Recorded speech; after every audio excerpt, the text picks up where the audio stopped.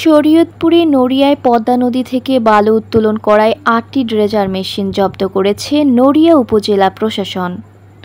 শুনলেন শিরোনাম, এবারে শরীয়তপুর প্রতিনিধি এবিএম জিয়াউল হক টিটুর তথ্যচিত্রে দেখুন বিস্তারিত। শরীয়তপুরে নড়িয়ায় নিয়ম বহির্ভূতভাবে পদ্মা নদী থেকে বালু উত্তোলন করায় ৮টি ড্রেজার মেশিন জব্দ করেছে নড়িয়া উপজেলা প্রশাসন। আজ শুক্রবার বিকেলে নড়িয়া উপজেলা নির্বাহী কর্মকর্তা আমিনুল ইসলাম বুলবুলের নেতৃত্বে নড়িয়া সার্কেল এসপি, নড়িয়া থানার ভারপ্রাপ্ত কর্মকর্তা ও নৌ পুলিশ যৌথ অভিযান পরিচালনা করে। এ সময় ৮টি ড্রেজার জব্দ করে।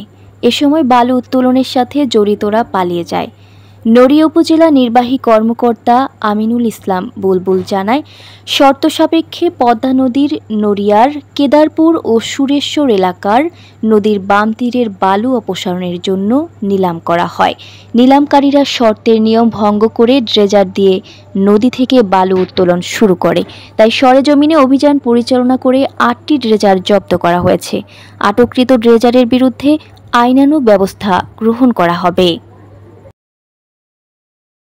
এরপরেও যদি কোনো আইনের ব্যত্যয় ঘটে, আমরা আগামীকাল বা পরশু আবার সেখানে গিয়ে দেখে আমরা সর্বোচ্চ আইনের যে সর্বোচ্চ প্রয়োগ সেটি আমরা তাদের ক্ষেত্রে আমরা কাউকে ধাওয়া করে আসলে চরের মধ্য দিয়ে আমরা বালুতে সকলেই ধাওয়া করেছি, তাদের কাউকে ধরতে পারিনি।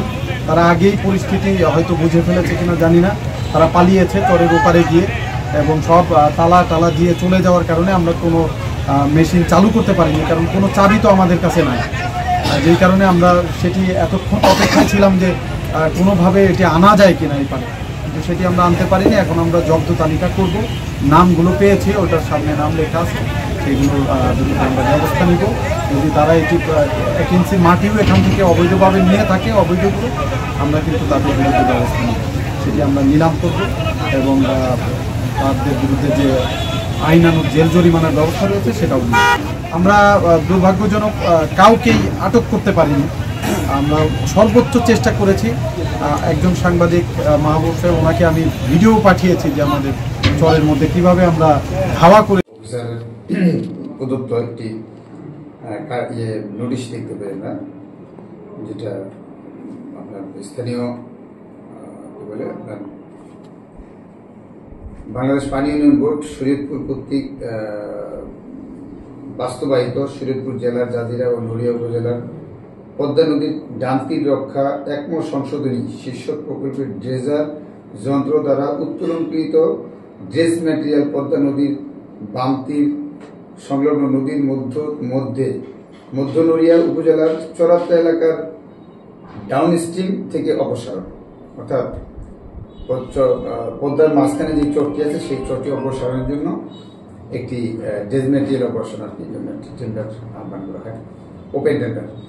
তো সেই ওপেন টেন্ডারে অনেকেই অংশগ্রহণ করেছিল, পাশাপাশি আমি অংশগ্রহণ করেছি। তো এই অংশগ্রহণ করার মধ্য দিয়ে এই কাজটি সর্বোচ্চ দণ্ডাদেশ হিসেবে আমি নির্বাচিত হই। নির্বাচিত হওয়ার পরে এই চলতি মাসের 6 তারিখে আমরা একটি কার্যাদেশ পাই। চলতি মাসের 6 তারিখে কার্যাদেশ পাওয়ার পরে এই কাজটি শুরু হয়, বালু উত্তোলন করা শুরু হয়। তো এটি বৈধ একটি টেন্ডার প্রক্রিয়ার মাধ্যমে আমরা এটাকে আমরা নিয়েছি এবং এটা কাজ আমরা শুরু করেছি। তো এখানে এই শুরু করার পরে আমরা বিভিন্ন মিডিয়ার মাধ্যমে বিভিন্ন জন বিভিন্ন কথা বলছিল, অর্থাৎ এখানে আগে যখন অবৈধ বালু উত্তোলন হতো এটা নিয়ে মানুষের মধ্যে একটা আতঙ্ক কাজ করে। তো যে ড্রেজারগুলো এনেছি তার বাইরে কিছু অবৈধ ড্রেজার ছিল, সেগুলি জব্দ করেছে প্রশাসন, সেগুলি জব্দ করেছে। এবং উপজেলা প্রশাসন আমাকে যেটা বলেছে যে আপনাদের ড্রেজারগুলি ওই যেখানে বালু কাটার কথা সেখানে না লাগায় অন্য জায়গায় লাগানো হয়েছিল এবং উপজেলা প্রশাসন গিয়ে ওটা ওখান থেকে সরাই দিছে। এই ব্যাপারে না, এটা সঠিক না। আমি যেটা বলছিলাম যে এই চরটাতে মানে যেটা চরটা তো আপনারা জানেন অনেক উঁচু, এই স্তূপটা বালু, যার কারণে এটা মানে এটা কাছে আবার চর পানি কম, এটার কাছে পানি কম হওয়াতে ড্রেজার এবং বালকেট মানে এটার কাছে যেতে পারছে না, যার কারণে একটু কয়েক মিটার দূর থেকে যেতে হচ্ছে। ওইটাই তারা বলেছে যে একটু দূর থেকে। তো যথাসম্ভব তারা দেখিয়ে আসছে এবং সেই মোতাবেক আপনার ওয়ার্ক অর্ডার মোতাবেক কাজ করা চলছে। ওয়ার্ক অর্ডার মোতাবেক কাজ চলছে। যদি এর ব্যর্থ হয় প্রশাসন সেটা অবশ্যই ব্যবস্থা নিবে, আমি সেটা মাথা পেতে নেব।